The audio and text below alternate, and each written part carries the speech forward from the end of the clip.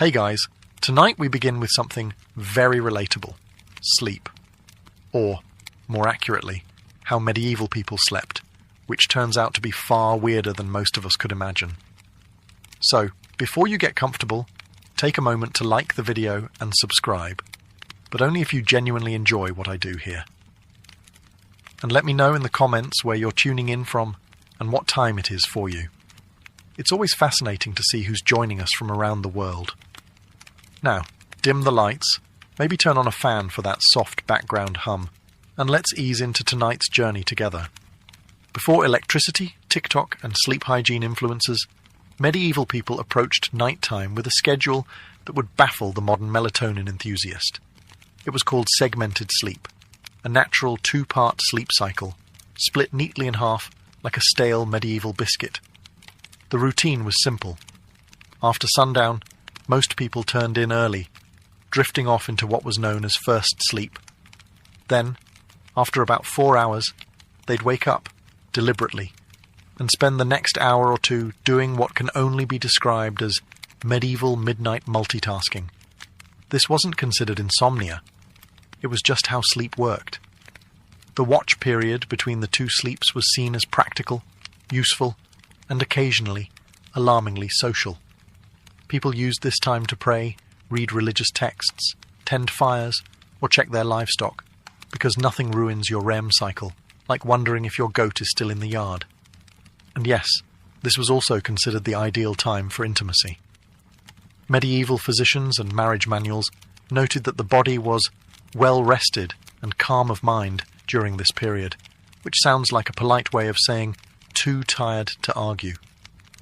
So if you ever thought you were romantic for waking up early to make your partner coffee, just know your ancestors were setting the bar very differently. The second sleep would follow this interlude, lasting until sunrise. Everyone from monks to farmers participated in this nightly rhythm. Even literary figures like Chaucer casually mentioned it, which means that, yes, even in medieval literature, people were writing about not sleeping properly. Oddly enough, modern science has suggested that segmented sleep might actually be more natural for humans. The two-sleep cycle aligns with how our circadian rhythms work in the absence of artificial light. So the next time you find yourself wide awake at 2 a.m., don't panic. Just whisper, "Ah, yes, the watch has begun," and go tend a symbolic fireplace. It wasn't until the industrial era, with factories, gas lamps, and the growing fear of unproductivity, that humans began to enforce the idea of 8 uninterrupted hours, as though sleep were a timed sport. In the medieval world, waking up in the middle of the night wasn't failure. It was the schedule, and everyone was on it, whether they liked it or not. Let's talk about beds, or rather, the medieval approximation of them. In today's world, we obsess over thread counts, memory foam, cooling gels, and whether a mattress is cloud-like. In medieval Europe, a bed was often just a pile of stuff that used to be alive, now flattened under the weight of poor sleep and unspoken regrets. The typical peasant bed consisted of a straw mattress, known as a pallet. This was literally straw or hay stuffed into a sack of rough fabric, if they had the luxury of a sack. If not, it was just straw on the floor, possibly damp, possibly already claimed by a cat. These pallets were not comfortable, but they were better than nothing, which was the alternative. Straw was cheap, plentiful, and good at insulating against the cold. It was also great at harbouring insects, lice, and the occasional field mouse, which made sleeping an exercise in cautious stillness. If it itched, you ignored it. If it bit, you just shifted slightly and hoped for the best. If a family had a bit more money, or at least a functional back, they might elevate the straw mattress onto a wooden frame. This didn't change the sleep experience dramatically, but it did reduce the chances of waking up with beetles in your ear. Slightly. Linens were a rare treat. Most people slept in the clothes they wore all day. Pyjamas weren't really a thing, and neither was personal space. Whole families, children, parents, maybe a grandparent, all slept together in the same space, sometimes on the same straw pile. If you got too warm, you could always roll into your cousin's elbow. Nobles, of course, had proper beds. Large wooden frames, feather mattresses, embroidered sheets, and canopies to keep out the drafts and, hopefully, the lice. These beds were so valuable, they were passed down in wills. You didn't inherit land. You inherited Aunt Matilda's suspiciously lumpy feather bed. Still, for most medieval folks, a bed wasn't a place of comfort. It was a place to not freeze, to avoid the chickens, and maybe, just maybe, to dream of being rich enough to one day sleep on something that didn't squawk or rustle. When we hear nightcap today, we think of a cosy little drink, maybe something with whiskey, a warm fire, and a questionable decision. But in the Middle Ages, a nightcap wasn't a beverage, it was a hat. A real, tangible, often ridiculous-looking piece of fabric designed to keep your head from freezing off while you slept. You see, insulation wasn't exactly the strong point of medieval architecture. Stone walls, draughty thatched roofs, and windows made of thin animal horn or oiled parchment didn't do much against the cold. And central heating? That was called a dog. So to keep their heads warm at night, especially since body heat escapes fastest through the scalp, medieval people adopted the humble nightcap. These hats came in all shapes and sizes, but the most iconic version was long and pointed, like something you'd expect on a wizard who moonlights as a chimney sweep. They were usually made from wool, linen, or whatever scrap of warmth could be spared without angering the family goat. For men, it was a practical accessory. For women, it sometimes doubled as a coif or head wrap, which also served the dual purpose of maintaining modesty and covering hair that hadn't seen soap since last Lent. But beyond warmth, nightcaps had social weight too. In some regions, married women were expected to cover their heads at all times, yes, even while asleep, and the cap itself could be embroidered or dyed to reflect a family's wealth or status. Because nothing says success like going to bed with a mini flag on your skull. In more urban settings, the nightcap even became a symbol of being off-duty. If you opened your door wearing one, it was a polite medieval way of saying, "I'm not dressed for conversation, and yes, this hat does mean go away." Of course, nightcaps were often paired with nightshirts, which were essentially long, loose tunics. Picture Ebenezer Scrooge, minus the haunted moral lesson. Sleepwear wasn't sexy, but it was practical, itchy, and occasionally flammable. Today, the idea of sleeping next to a stranger is generally limited to red-eye flights, overly ambitious camping trips, or the occasional bizarre Airbnb mix-up. But in medieval Europe, this was completely normal, and not at all optional. Let's say you're a travelling merchant, a pilgrim, or just someone whose mule gave up halfway to Norwich. You find an inn, a rare luxury in itself, and ask for a place to sleep. What you get is not a room, or a bed, or even a particularly clean floor. What you get is a spot, in a bed, that's already occupied. Medieval inns operated more like human bunkhouses than modern hotels. Privacy was not expected.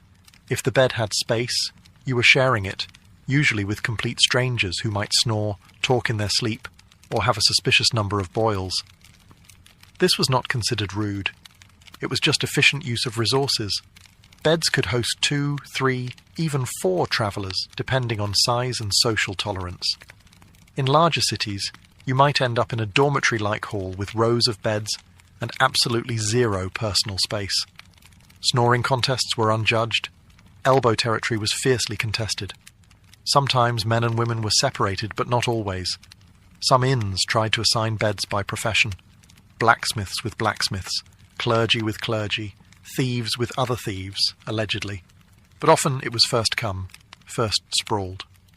And while this might sound like a nightmare to modern germaphobes, back then it was an upgrade from sleeping outdoors with the wolves, the rain, and the occasional peasant uprising. Worried about theft? Many travellers slept with their purse tied to their belt or hidden under their clothes. Others slept on top of their bundles, turning luggage into both pillow and alarm system. If someone moved your bag, it usually meant you were about to wake up poorer. The rich, of course, did not suffer this fate. Nobles travelled with entourages and camped in relative comfort. or demanded their own rooms if an innkeeper valued their roof. In the medieval world, going to bed wasn't just about pulling up a blanket and drifting off. It was a spiritual operation, a nightly gamble where the stakes were your eternal soul. People didn't just sleep, they prepared to potentially die. Hence the popularity of bedtime prayers.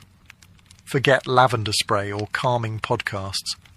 Medieval sleepers wound down with confessions, psalms, and soul-cleansing spiritual clauses, just in case they died somewhere between good night and dawn. The idea was simple. You could die at any moment, from illness, fire, demons, or, most dangerously, being over 30 in the year 1247. So you'd better say your prayers, not because it was comforting, but because hell was terrifying, and you didn't want to show up uninvited, unwashed, and spiritually dishevelled. One common version? If I should die before I wake, I pray the Lord my soul to take. Sweet, right? Except it's basically a legal document written by a 7-year-old, acknowledging death as a likely bedtime outcome. Many adults had a whole catalogue of prayers for different threats. One for when you were feeling guilty. One for when you thought the devil might be hiding in the rafters. One for plague prevention, which unfortunately aged poorly. Some even prayed to specific saints known for watching over sleepers, kind of like holy bouncers guarding your soul at the club door. The really devout, monks, nuns, and overly anxious nobles ended their day with Compline, the final prayer service before bed. After Compline, they took a vow of silence, which wasn't hard because everyone was already exhausted, underfed, and mildly afraid of the dark. Children were also encouraged to pray, in part because it was good for their souls, and in part because it gave them something to do other than ask why the dog was in their bed again. Parents reminded them that angels were watching, which sounds adorable until you realize it was less guardian angel and more celestial surveillance system. In short, prayer before sleep was less about peace and more about last-minute damage control. Think of it like medieval antivirus software. You hoped it worked, even if you didn't fully understand how. In the modern world, dreams are usually dismissed as random nonsense, stress, too much cheese, or your brain trying to file paperwork in the dark. But in the medieval world, dreams were taken very seriously, as in eternal consequences serious. Dreams weren't just dreams, they were considered messages. From God, saints, the devil, your guardian angel, or possibly that weird relic you kissed last Sunday. Some dreams were divine revelations, others were demonic temptations. Either way, you were supposed to pay attention, and possibly write it down, or confess it, or fast for 3 days just to be safe. Theologians, monks, and self-proclaimed visionaries spent an alarming amount of time interpreting dreams. Entire texts were dedicated to decoding them. Dreamt of fire? Might be hell. Dreamt of water? Could mean purification, or drowning. Dreamt of a man with a goat's head juggling fish? You better call a priest immediately, and possibly move. Medieval people believed that what happened in dreams mattered, because your soul was still active while you slept. This meant that your actions in a dream could reveal hidden sins or spiritual weaknesses. That mildly embarrassing dream about stealing a loaf of bread, that might be your subconscious confessing your guilt for real-world gluttony, or just hunger. But still, better to confess it anyway, just in case. Monks and nuns often recorded their dreams and shared them with spiritual superiors. Some were celebrated for having holy visions during sleep. Others were quietly told to eat fewer onions before bed. Of course, dreams weren't just spiritual puzzles. They also made excellent plot devices. Medieval literature is full of dream sequences where knights encounter angels, demons, or metaphorical creatures spouting poetry about virtue. Dreams were basically the Netflix of the medieval world, except with more allegory and fewer happy endings. The church, predictably, was suspicious. Not all dreams were divine, and some were believed to be planted by demons to corrupt the innocent. If you dreamt of something unwholesome, It could mean your soul was under attack, or that you just slept too close to the fireplace fumes again. In modern times, some people let their pets sleep in the bed. It's a cozy, if occasionally smelly, arrangement. In the Middle Ages, however, sharing a bed with an animal wasn't a quirky personal choice. It was a heating strategy. Let's start with the basics. Medieval homes weren't exactly built for comfort. Stone walls, no insulation, drafts so aggressive they probably had names. Central heating, that was called the family pig. In peasant homes, it wasn't unusual for humans and livestock to sleep in the same room, sometimes the same bed, and very often the same pile of straw. Chickens wandered freely, dogs curled up at your feet, pigs snorted softly beside the hearth. And if you were lucky, none of them bit you during the night. This wasn't about affection, though medieval people certainly appreciated their animals. It was about survival. Animals generated body heat. They were warm, dependable, and, unlike some relatives, didn't hog the blanket. A large dog could keep your toes from freezing.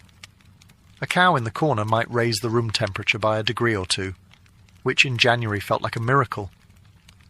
Medieval homes, especially those of the lower classes, often had just one room for everything: cooking, eating, sleeping, occasionally dying. Everyone, humans and animals alike, made do with the same space. Children might be nestled between parents and a goat. A chicken might serve as an impromptu alarm clock. Hygiene? Let's not ask too many questions. For wealthier families, this wasn't as common. Nobles didn't usually sleep next to livestock, though they might still have lapdogs in bed, not for heat, but for fashion and flea redistribution. Some castles even had separate sleeping areas for favourite animals, because nothing says power like a dog with its own room and title. There were drawbacks, of course. Animals can be loud. They can wander. And they are not, historically speaking, known for respecting personal space. But medieval people adapted. A hoof in the face at 3 a.m? Just part of the bedtime routine.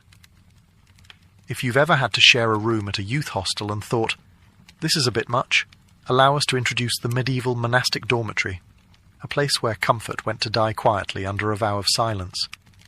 Monasteries didn't believe in personal space, or softness, or fun, really.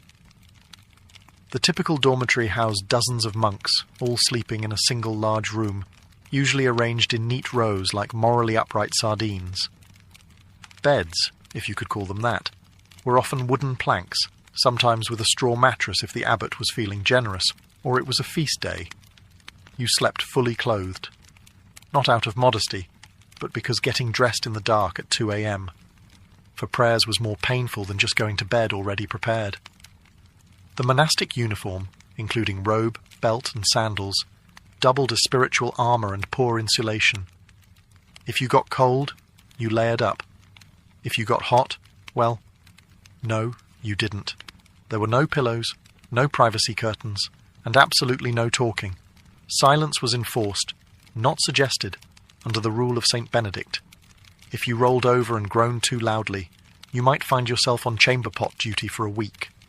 Snoring, however, was a grey area. You couldn't control it, but if it became disruptive, the Lord might still hold you accountable. Or at least your cellmates would. Lighting was minimal. 1 candle, maybe. You didn't need to see. You just needed to lie still and not sin. That was the goal. Despite the austerity, monks believed their Spartan beds were training for the afterlife, preparation for the soul's journey by denying the flesh any excess. Sleep was not a pleasure. It was a necessity, monitored and scheduled like everything else. Some monks even slept sitting up, just to avoid any hint of luxury, or dreams, or circulation. Compared to this, peasant straw piles and snoring pigs almost seem luxurious. At least the pig didn't judge you. Let's talk about something that would horrify most modern sleepers: waking up voluntarily at 2 a.m, and not for a bathroom break or a doom scroll, but for prayer. Loud, cold, candle-lit prayer. In medieval monasteries, this was standard practice. Monks and nuns followed a rigid daily schedule based on the canonical hours, which included matins, the first service of the day. And by day, we mean the darkest part of the night, when even the owls were still deciding whether to wake up. The bell would toll, often rung by someone who drew the short straw, and the entire dormitory of robed, sleep-deprived souls would shuffle off to the chapel in silence. And yes, still in full clothing, because monks didn't do pyjamas. The only layering system they believed in was spiritual. Inside the chapel, by flickering candlelight and under the echo of stone vaults, they would chant psalms, recite scriptures, and try their best not to fall asleep on their feet. Which, incidentally, was a real issue. There are records of monks being punished for dozing mid-prayer, usually with extra chores or more prayers. You fell asleep in matins? Congratulations, you now get to lead the next one. Matins could last an hour or more. Some particularly enthusiastic orders stretched it to 2. Imagine trying to stay spiritually engaged while your stomach reminds you that dinner was a bowl of lentils and a moral lesson, and your body is actively shutting down. After the service, monks would either return to bed for their second sleep, or, in stricter orders, move straight into study or manual labour. Because nothing says holy discipline like threshing wheat on 4 hours of fragmented rest. Why so early? The idea was to sacrifice comfort and dedicate the first and quietest part of the night to God, uninterrupted by the temptations of daylight, warmth, or REM cycles. It was a powerful symbol of devotion. Or at least it was once you got over the numb feet, the candle smoke, and Brother Ambrose's off-key chanting. In the modern world, sleeping alone is often framed as a luxury, a sign of independence, peace, or just an ability to control the blanket. In the medieval world, though, sleeping alone was considered suspicious, impractical, or just downright unsafe. Let's start with the basics. Warmth. Beds, as we've established, weren't exactly toasty. Stone walls and open chimneys didn't do much to trap heat, and central heating was still several plagues away. So people shared beds for body heat, not out of intimacy, but out of basic thermal desperation. Children slept with siblings, parents, and sometimes the neighbour's kid if they were visiting. It was like a sleepover, but nobody asked if you wanted to be there. But beyond warmth, there was a spiritual reason for sleeping in groups. Many people believed the night was when the devil worked overtime. Alone in the dark, your soul might be vulnerable to temptation, or worse, possession. Having others nearby created a kind of moral buffer zone. If something went wrong, at least someone would witness it, or catch the demon first. For children, being alone at night was practically unthinkable. Not just for comfort, but because ghosts, fairies, and wandering spirits were all part of the nightly landscape. Tales warned against solitary sleep as a gateway to mischief and spiritual peril. And unlike today's bedtime stories, these tales didn't end in hugs. They ended in disappearances. Even married couples often shared their beds with children, servants, or random guests. Privacy was not a concept so much as a modern myth. In fact, the idea of 2 people sleeping alone in a giant bed was so foreign that it would have been considered either wasteful or deeply, deeply suspicious. In religious contexts, even monks often slept communally, and if someone was assigned to sleep alone, it was often for disciplinary reasons. Yes, in some cases, being alone in bed was literally a punishment. Medieval logic, solitary sleep, grass opportunity for sin. Group sleep, public accountability. Next time you're curled up in your own bed, with your own blanket, in a room that doesn't smell like goat, enjoy the silence. In medieval times, you'd probably have 2 kids, a sheepdog, and a cousin in there with you, all of them snoring. If you've ever accidentally fallen asleep sitting up, in a lecture, a carriage, or a dentist's waiting room, you probably woke up with a crick in your neck and a deep sense of regret. But in the Middle Ages, sleeping upright wasn't an accident. It was a lifestyle. Some medieval folks, particularly the wealthy or religiously devout, chose to sleep propped up rather than lying flat. Why? A few reasons, none of them particularly restful. First, there was a medical belief that lying flat was bad for digestion, the lungs, or the general balance of the bodily humours. In a world where doctors thought a sneeze could rearrange your soul, this logic made perfect sense.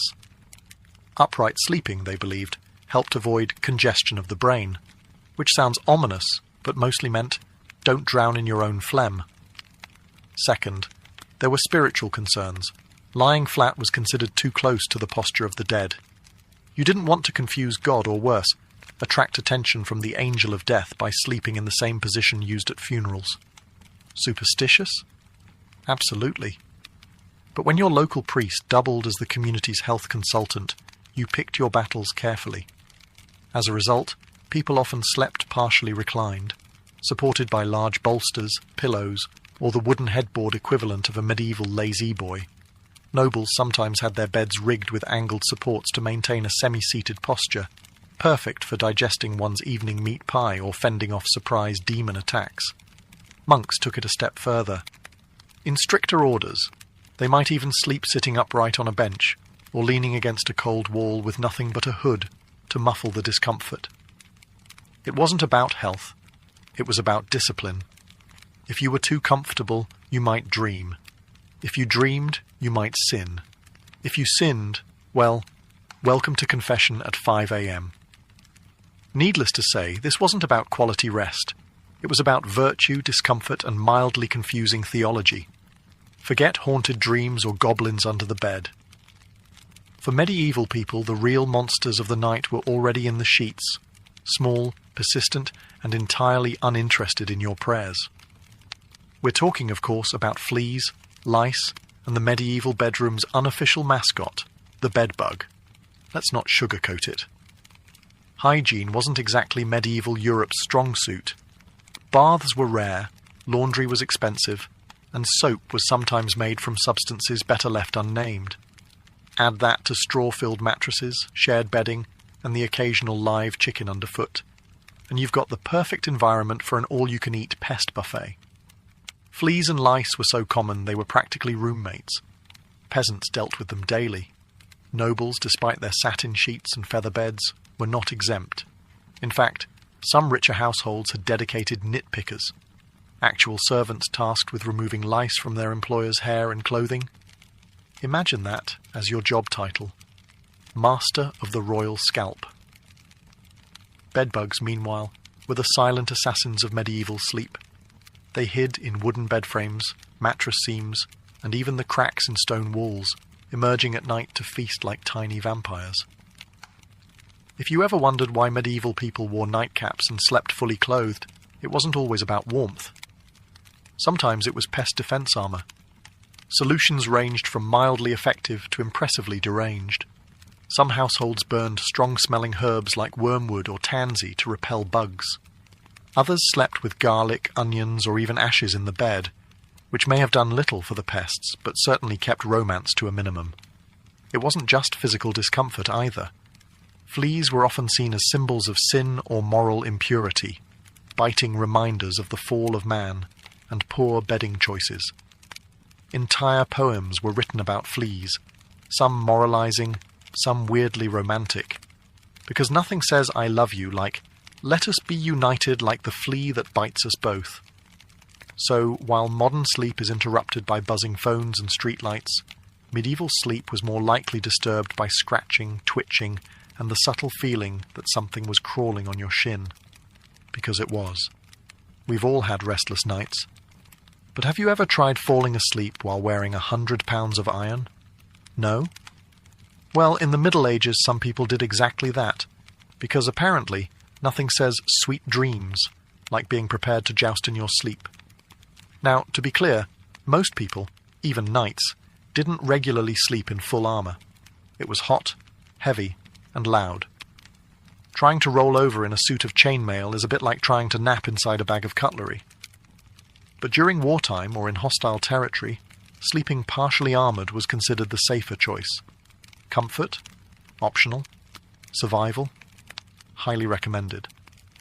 A knight on campaign might remove only his helmet and gauntlets, keeping his mail shirt or breastplate on, just in case enemies decided to stage a midnight surprise party. There's nothing quite like waking up to the sound of hooves and having to suit up while still half dreaming about turnips. In castles under siege, men-at-arms might even sleep with swords or axes at their side, like some very aggressive bedtime security blankets. Shields doubled as pillows, and if the enemy breached the walls, well, at least you wouldn't have to get dressed. Priorities. Of course, sleeping in armor wasn't exactly restorative. Iron isn't breathable, and chainmail has a bad habit of pinching skin. Add cold stone floors, minimal bedding, and the ambient sounds of snoring comrades and crackling torches, and you've got a sleep environment that ranks somewhere below airport terminal on the comfort scale. Even those not in battle sometimes wore light protective gear while sleeping in dangerous regions.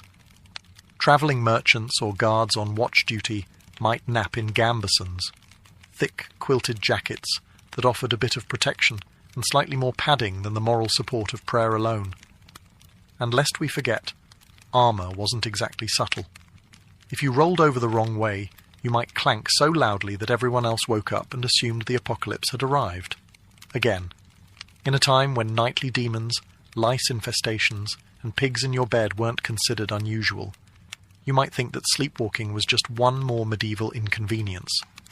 But oh no, it was much more dramatic than that. In the Middle Ages, if you started wandering around in your sleep, people didn't chalk it up to stress or exhaustion. They assumed you were possessed, bewitched, or had unfinished business with the Holy Roman Empire. Sleepwalking, or noctambulation if you wanted to impress the local monk, was poorly understood and often feared. The idea that someone could rise from their straw pallet, shuffle across the room, and stare blankly at a wall was less harmless parasomnia and more devil's rehearsal dinner. Accounts from the time suggest that people were genuinely spooked by sleepwalkers. Picture this: a man in a long nightshirt, candle in hand, eyes glazed, mumbling Latin that he didn't actually speak while stepping over livestock. You'd think ghost, or heretic, or both. And depending on your local priest, an exorcism might be scheduled before breakfast. Some believed sleepwalking was caused by bad humours, especially too much black bile, which was the medieval catch-all for anything they couldn't explain. Others thought it happened because the soul was temporarily released during sleep, leaving the body free to bumble around like an unattended mule. To prevent these nightly adventures, people tried everything from herbal remedies to praying over their beds, hanging iron charms, or, in more rural areas, just tying the person's leg to a chair. If that sounds extreme, consider that some medieval homes had open hearths, knives everywhere, and chamber pots just waiting to be tragically overturned. In one curious twist, there were rumours of people climbing onto rooftops in their sleep. Whether or not these accounts were exaggerated, the fear of leaping dreamers led to barred windows and occasional theological debates about whether a person could sin while unconscious. Thankfully, most sleepwalkers just paced, muttered, or attempted to open imaginary doors. But if someone sleepwalked into a church, locals might treat it as a divine sign, or call for a cleansing ritual, just to cover all spiritual bases. If medieval life taught people anything, it was how to sleep through chaos. Church bells, thunderstorms, screaming livestock, the occasional siege. For the sleep-deprived denizens of the Middle Ages, these were just ambient noises, the medieval version of white noise. Let's start with the bells. Church bells marked every sacred moment of the day: sunrise, prayer times, meals, and of course the ungodly hour of matins at 2 or 3 a.m. If you lived anywhere near a monastery, your dreams were probably soundtracked by regular tolling. At some point, the brain just accepted it. Bells became the lullaby of an overscheduled soul. And it wasn't just bells. Storms were frequent and terrifying. With no weather apps or triple-glazed windows, you experienced every clap of thunder like the world might end. Roofs leaked, windows rattled, and chimneys howled like banshees. Still, people slept. They had to. Work didn't stop for insomnia. Neither did ploughing, praying, or running from Vikings. Speaking of which, invasions and apocalyptic events weren't always a deal-breaker for bedtime either. In the 14th century, people continued to sleep, somehow, through famine, war, and even the Black Death. When death carts rolled by in the morning, it was considered more of a grim wake-up call than a cause for panic. And if you didn't wake up, well, some believed that was a mercy. There are even records of people sleeping through earthquakes, barn fires, and angry mobs. Sleep deprivation was common, and bodies adjusted. If you worked from sunup to sundown, ate barely enough to survive, and spent your day dodging mud, taxes, and spiritual damnation, you were going to fall asleep. Hard. And then there were those who used sleep as a kind of escape hatch.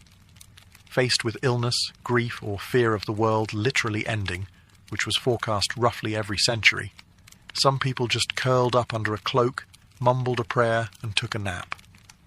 There's a strange kind of wisdom in that. In the winter of 1692, the village of Salem, Massachusetts, was cloaked in more than just snow. It was cloaked in tension, suspicion, and a quiet kind of fear that seeped into the timber-framed homes and frozen fields.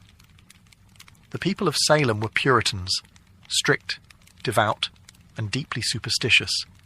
They believed they were building a holy community in the wilderness, a city on a hill watched by God and stalked by Satan. Life was already hard. The village had recently split from Salem town over politics and religion. Crops had failed. Smallpox had ravaged nearby communities. Wars with native tribes had left many traumatized.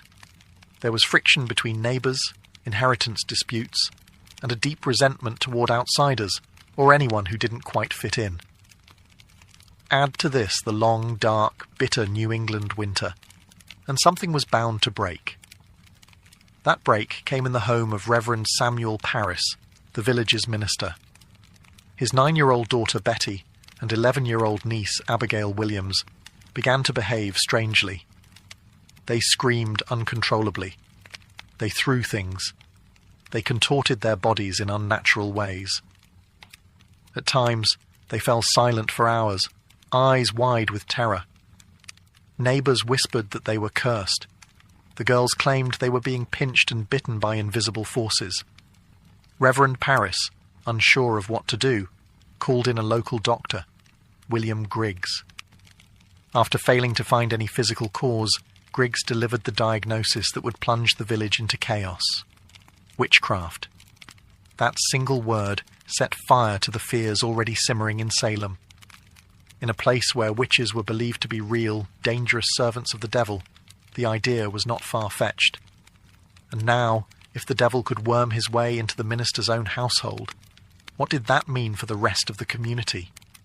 The girls, prodded by both adults and peers, began naming names. First, they accused women on the margins, social misfits and outcasts. But soon the accusations would reach the respectable, the wealthy, even the pious.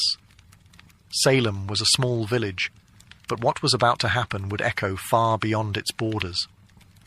What began as whispers in the dark would soon become cries from the gallows, and a legacy of paranoia that still haunts America's history books. Once the idea of witchcraft took root in Salem, it spread like ivy, quiet at first, then strangling everything it touched.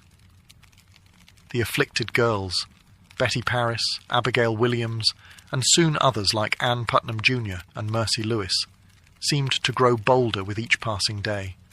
They convulsed in court, screamed during prayers, and claimed they could see dark spirits hovering over certain villages. It wasn't just childhood imagination, it was theatrical, public, and, most disturbingly, believed. The first to be accused were those with the least protection, women who already lived on the edges of society. Sarah Good, a homeless beggar, was known for muttering to herself when turned away from doorsteps. People claimed her mumbling was a curse. She smoked a pipe. She snapped at children. She fit the mould of a witch because she didn't fit the mould of a Puritan woman. Sarah Osborne hadn't attended church in over a year and had scandalized the community by marrying her indentured servant after her first husband died. A woman who defied convention, clearly suspect. Tituba, the enslaved woman in Reverend Parris's household, was the most exotic of all. Originating from Barbados, Her storytelling, accent, and folklore frightened the villagers. Under pressure, possibly even physical beatings, Tituba confessed to witchcraft. But instead of clearing the air, her confession blew it wide open. She told a story of a tall man in black, a figure associated with the devil, who asked her to sign a book. She said she saw strange animals, yellow birds, red cats, and even spectral dogs. But most damning of all, she claimed there were other witches in Salem. That was all the court needed to hear. Once Tituba opened the door, others rushed through it. New names were added weekly. Neighbors turned on neighbors. Old grudges were disguised as righteous accusations. Property disputes turned into spectral assaults. If someone's cow died suddenly, it must have been witchcraft.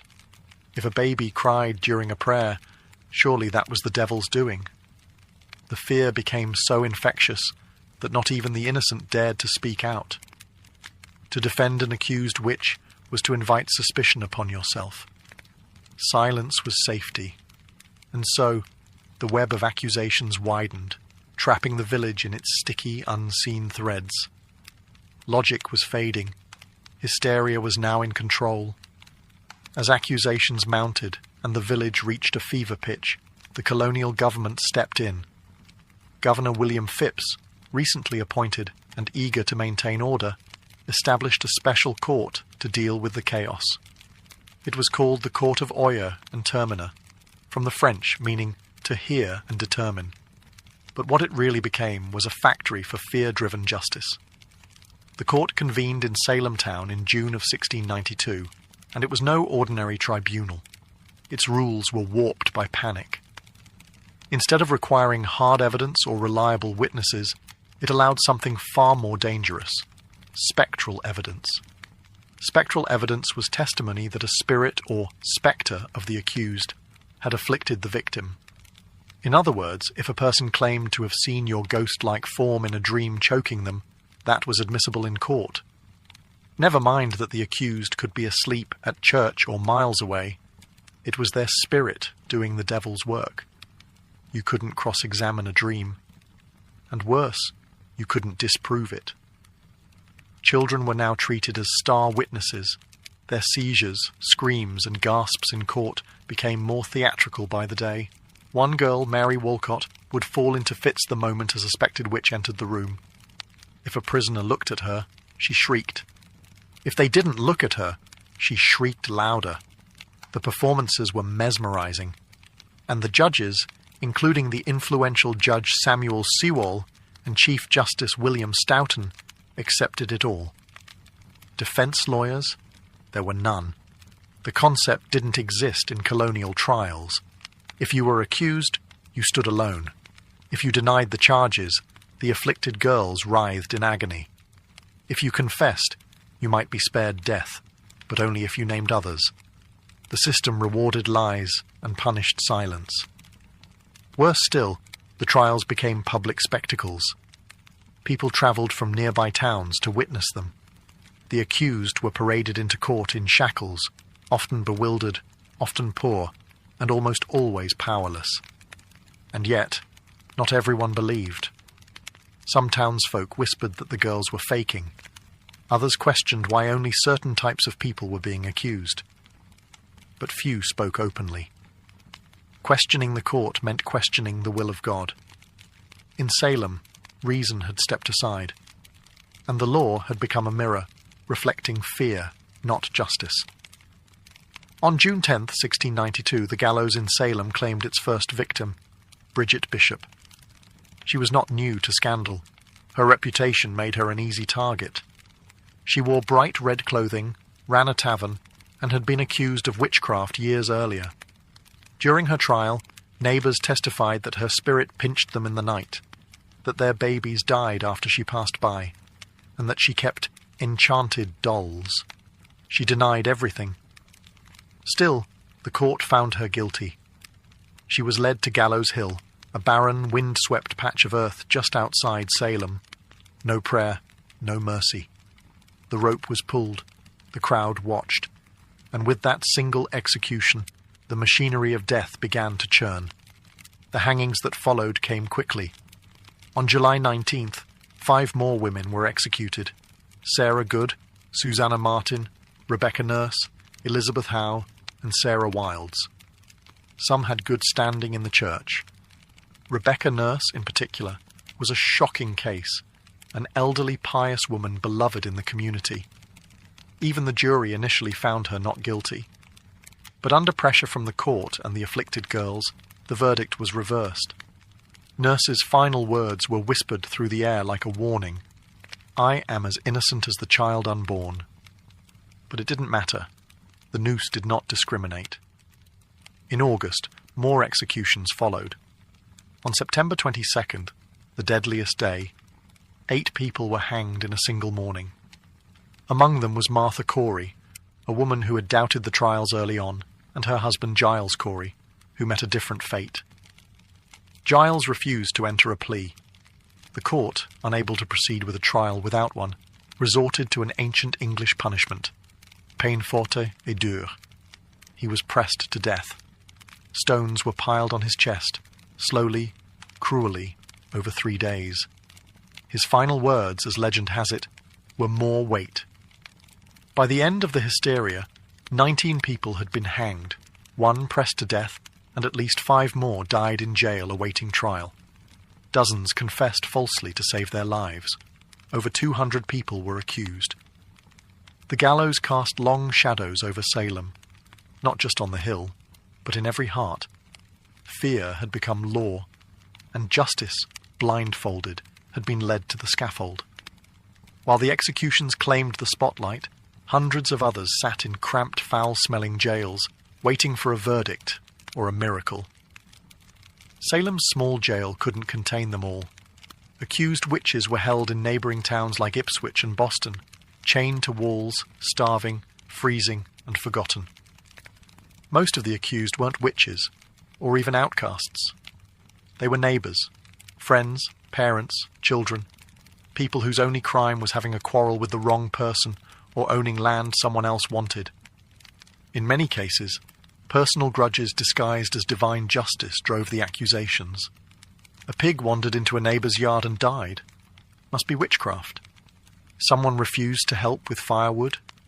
Clearly they'd cursed the axe. Mary Easty, sister of the executed Rebecca Nurse, was one such case. She was a respected mother of 7, known for her piety.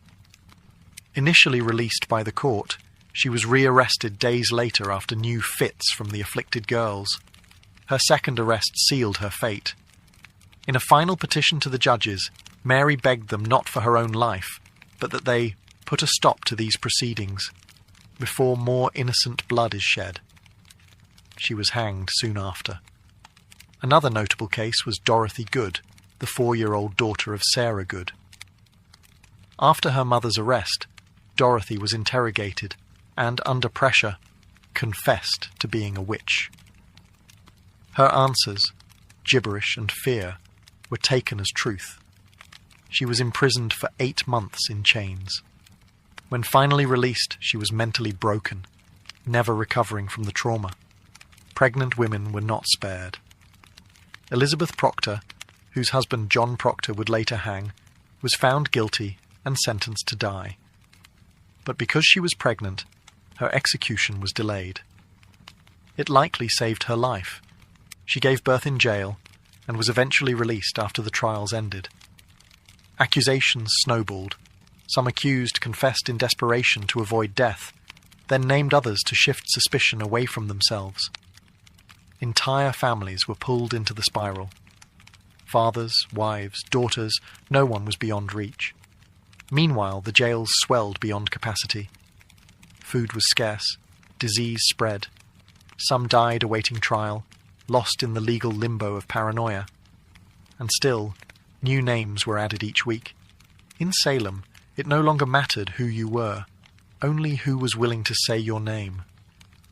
By the fall of 1692, the spell of hysteria began to crack, not because the court came to its senses, but because reality forced its way back in. The turning point came when accusations grew too bold. People who had once supported the trials found themselves suddenly on the wrong side of them. Reverend George Burroughs, a former Salem minister, was arrested and charged with being the ringleader of the witches. He was well-educated, well-spoken, and had previously clashed with influential families in the village. That was enough. But on the day of his execution, Burroughs did something shocking. He stood on the gallows and flawlessly recited the Lord's Prayer, something witches were believed incapable of doing. The crowd fell silent. Some wept. Even hardened observers were shaken. But the execution went on. That moment planted a seed of doubt. Then came the accusation of Mary Phipps, the wife of Governor William Phipps. Suddenly, the hysteria had reached the top of the colony's social ladder.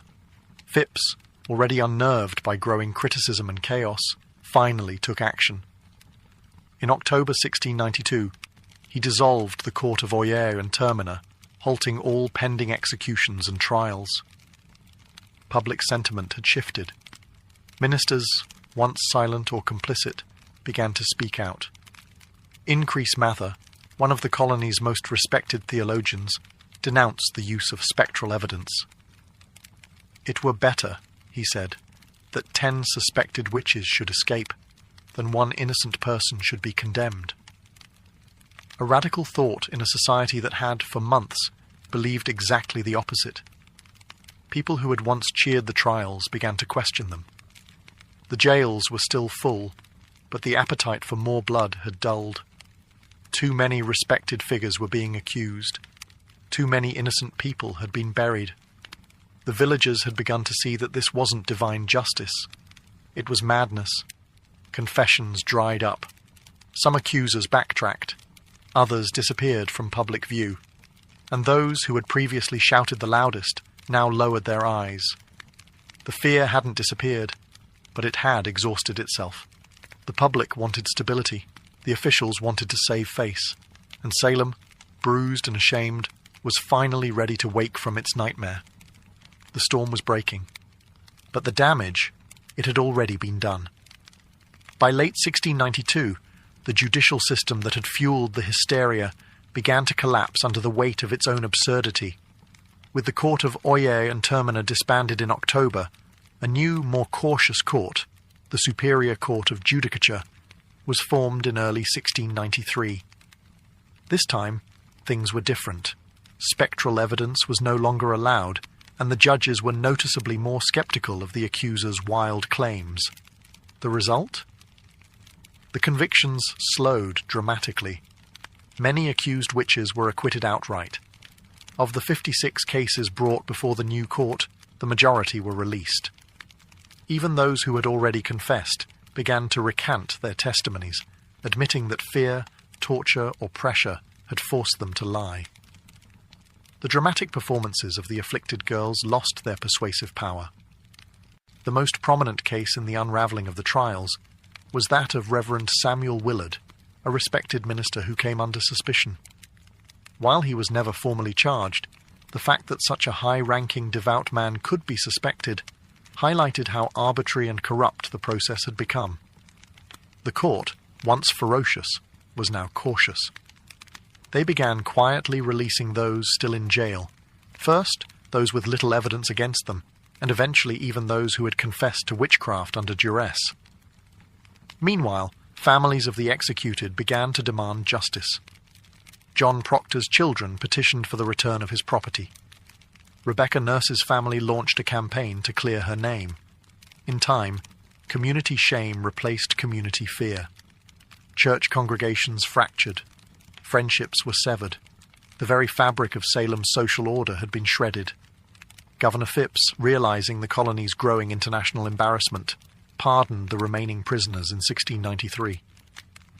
But even freedom came at a cost. Many families had to pay for their own jail fees before being released. Imagine losing your home, your health, and nearly your life, only to be handed a bill for the privilege of surviving. By the end of the ordeal, 19 people had been hanged, 1 pressed to death, 5 died in jail, and over 200 had been accused. The court didn't just collapse, it imploded, leaving behind a crater of guilt, grief, and disbelief. The trials had ended, but the healing had not even begun. Salem was a village forever altered by the people it had lost, the justice it had abandoned, and the mirror it was now forced to look into. The gallows were silent. The jails had emptied. But Salem was far from peaceful. The town wasn't haunted by ghosts, but by guilt. What had started with a handful of sick girls had exploded into a communal act of destruction. Families had been torn apart, reputations ruined, and innocent lives ended. And now, the survivors had to live in the wreckage. Neighbours could no longer look each other in the eye. The same people who once prayed together had testified against one another. Some of the afflicted girls quietly left town. Others faded from the public eye. A few, like Anne Putnam Jr., would later express remorse. In 1706 she stood before her congregation and publicly apologized for her role in the trials, blaming delusion by Satan. But for many, the damage was beyond words. The court officials, too, carried their burden.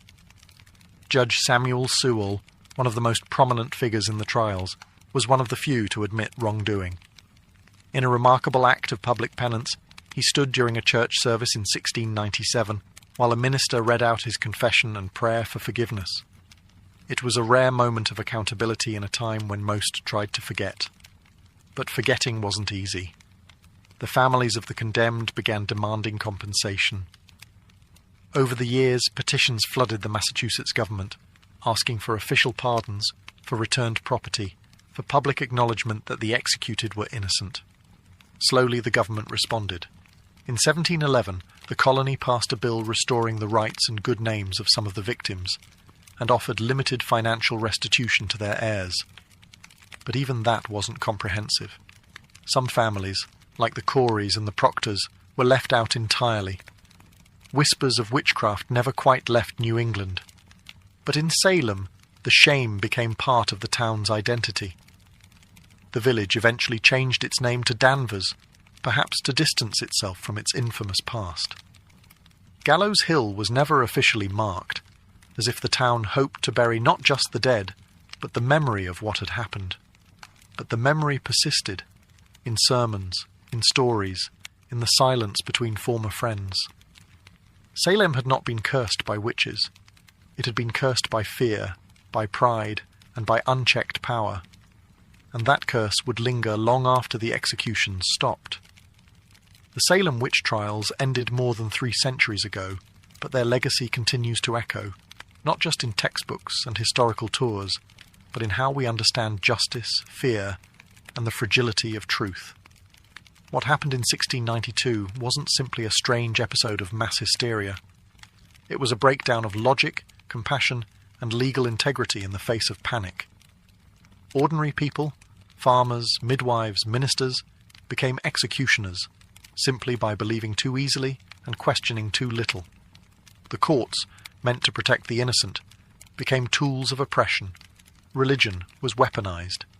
Testimony became theatre, and silence became guilt. One of the most chilling aspects of Salem's tragedy is how quickly it unfolded. In a matter of months, fear overcame fact. Old grudges disguised as spiritual warfare became death sentences. It didn't take demons or devils, it only took belief in them. But the trials also taught hard-earned lessons that would ripple through American society. In the years and centuries that followed, the Salem episode would be cited repeatedly in debates about due process and civil liberties.